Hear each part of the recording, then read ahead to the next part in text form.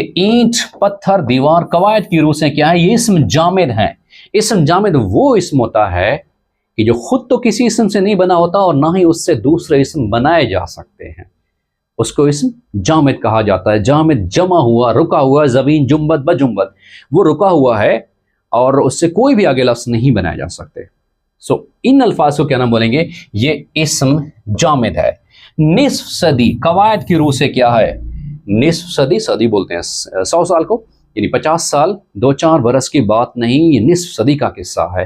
तो निस्फ सदी याद रखिएगा, ये इस्म ज़र्फ ज़मा है जो किसी ज़माने को ज़ाहिर करते हैं, जैसा हफ्ता, महीना, साल, अशरा, 2 दिन, 3 दिन, 2 घंटे, 4 घंटे, सुबह, शाम।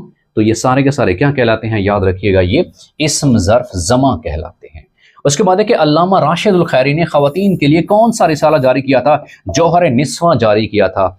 और एक और बात भी याद रखिएगा कि मुसव्विर गम किस शायर को कहा जाता है, तो याद रखिएगा अल्लामा राशिद उल खैरी को मुसव्विर गम भी कहा जाता है।